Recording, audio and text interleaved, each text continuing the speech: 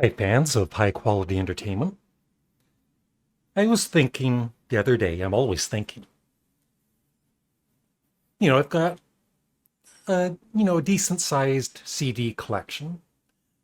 I know some people think it's like, oh my God, you have so many CDs. But I've seen other, YouTube channels like Glenn Calloway from the Basement, and they've got hundreds and hundreds more CDs than I ever will own. And what I have now is actually probably too much because there's certain albums in my CD collection that probably sit in there year after year and I never play them or very rarely do play them.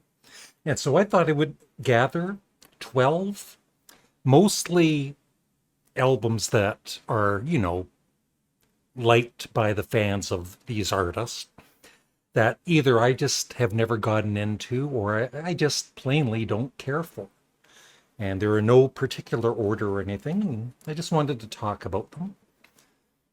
There's, some of these I'm never going to give up on. I just need to listen to them more than once every 5 years.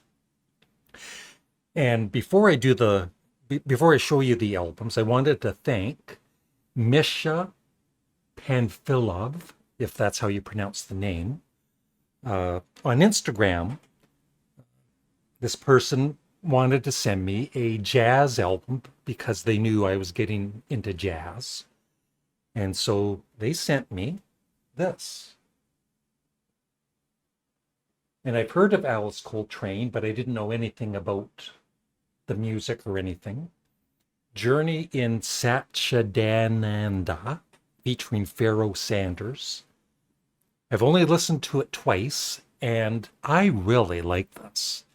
It's nice. It's very relaxing. Like if you're this is great for the evening if you've had a stressful day, and if you like jazz like I do, starting to get into it, it's really nice. So thank you very much for the beautiful gift.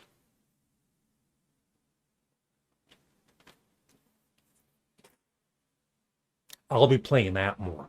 But these albums I'm talking about, not so much. So I'll start it with Sir Paul McCartney. He is, if I had to choose just one artist of them all, as much as I love Frank Zappa and Lou Reed, uh, Paul Weller, for David Bowie, for a solo artist, he is my all-time favorite. But just for me personally, I've never been a fan of Pipes of Peace. And I think the last time I played it was when I was doing the ranking of all the Paul McCartney albums, and I had to force myself to listen to it. There are a couple of songs I enjoy. Uh, Pipes of Peace, So Bad is a very nice song. But other than that, Say is sort of, I don't know. It's kind of like Ebony and Ivory. It's like I half dislike it and I half love it because it's so catchy. But it's just one of his albums that I just never play. And I will, every 2 or 3 years, I'll try and give this album a chance, and I still don't care for it. If you love the album, that's great. So I spoke of Lou Reed. I've been really like I've always he's one of the artists that I steadily listen to. Uh, not too many weeks go by where I don't listen to a few of his albums.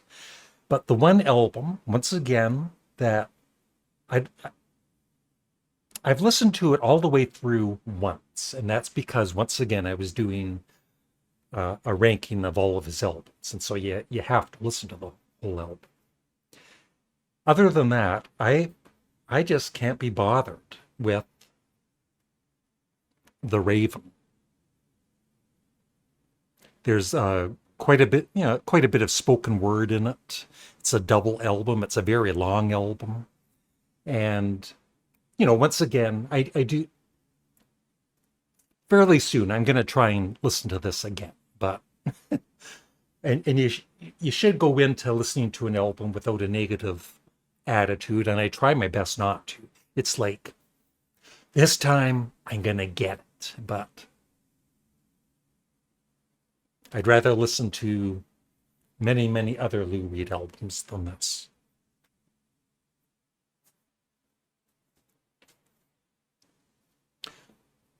So that's two. I've combined these two because I wanted to do 12 albums, but these two are together. And these are excellent albums. I've only played the one album twice and the other album once. Really impressed with them, but they just sit in my CD collection month after month and I never listen to them anymore. So, that's my problem.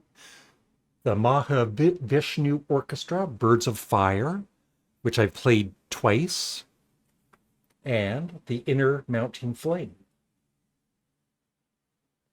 I just need to listen to these more. Shame on me. I'm a big fan of the Alice Cooper band era.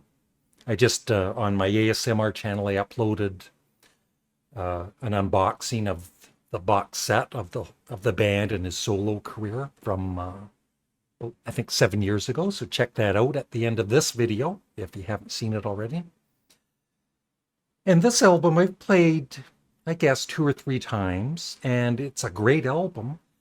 But I guess it's because when it came out, I never, unlike the other albums like Killer and Love It to Death and the other earlier albums, my brothers or I had them in our vinyl collection. And this one, nobody bought for whatever reason. So when I listen to it, I absolutely do enjoy it, but I don't play it very much at all. It's Billion Dollar Babies. I'm a fan of the band. I enjoy their debut album, Music from Big Pink, and Cahoots, which I feel is a very underrated album. I love the remix that came out a couple of years ago. It's my favorite album by the band. But Stage Fright, once again, it's an album. I've played this maybe twice. I've had it for probably 5 years. I just need to play it more. Yeah. One of my favorite American bands, along with Blue Oyster Cult, is Grand Funk Railroad. As some of you know, I had the honor of interviewing Mark Farner on this channel a few months back. And as some of you know, I'm a big fan of Frank Zappa. And Frank Zappa produced their final, the final band album with all of the original members. Good singing, good playing. And it was just too poppy for me. It's not a bad album, but, I would just rather listen to their earlier albums like E Pluribus Funk and Survival and the Red Album instead of this. But I love the album cover, though. I am a huge fan of this band, as is Scott from the Prog Corner. And he is going to be very upset with me because it was originally a 3-record set, Yes songs, and it's a double CD. I never play it. I would just rather play, the studio albums than this. It's not the greatest recording either, and I don't think that helps, but I don't think I've played it all the way through ever. And once again, that's my problem. I know it's known as a classic live album, and I need to listen to it more. I love this band, but like some artists, there's just certain albums of theirs that uh, I love, and then other ones are just they're good, but I don't play them very much. And so for this one, it's Remain in Light by Talking Heads. It's one of their most popular albums. I would just rather listen to Fear of Music, which is my all-time one of my all-time favorite albums actually. Or Talking Heads 77, which Glenn Kellaway from the Basement has right now for our CD exchange. I'm very interested on his thoughts on the album. And more songs about buildings and food I love. And this one, I would say I love half of it, and the other half is okay. Like Once in a Lifetime is a classic, and Cross-Eyed and Painless, but not one of my favorites. Speaking of Mr. Frank Zappa, in my collection, I probably have, I should count them someday, probably over 40, maybe 50 of his albums. And I would say I love, 80% of what he does. But there's probably, well, 10 or 20% of what he has done uh, that I just don't care for. And one of the double albums that I just never have liked is the soundtrack to Frank Zappa's 200 Motets. I actually tried to play this the other night and I gave up after about 20 minutes. And I've seen the movie too, unfortunately. Three more to go.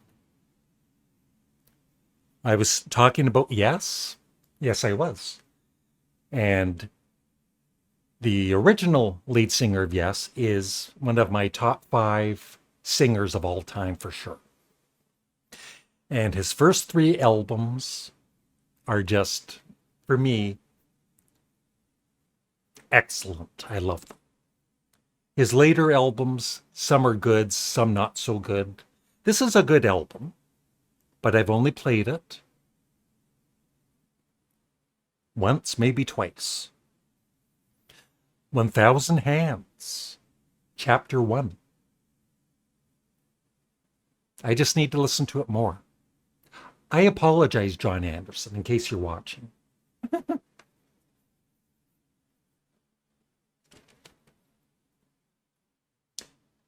Another one of my favorite prog bands is Genesis, but I prefer the Peter Gabriel era over the Phil Collins era. Although, I do like some of the albums and songs from the Phil Collins era, and Keep It Dark is probably one of my all-time favorite Genesis songs.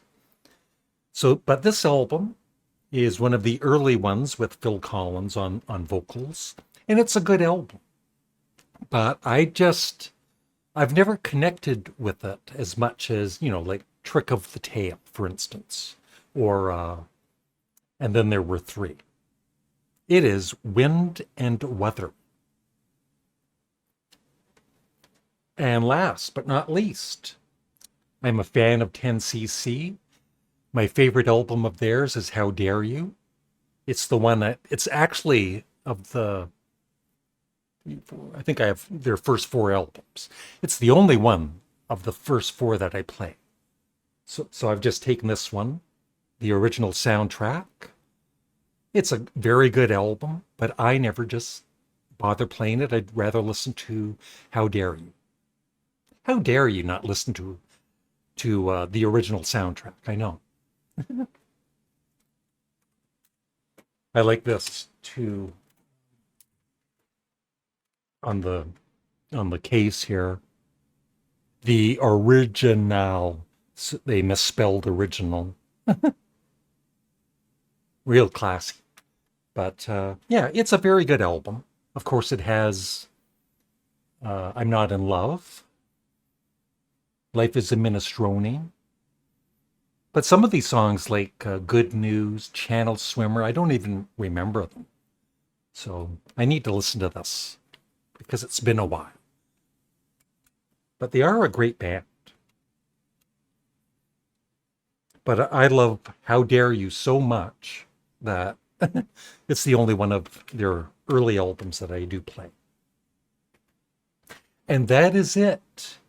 I would love your thoughts on the albums I showed you, which ones you really love and which ones, like me, you don't care for too much, and maybe mention below some great albums that you have in your CD collection that you never really listened to.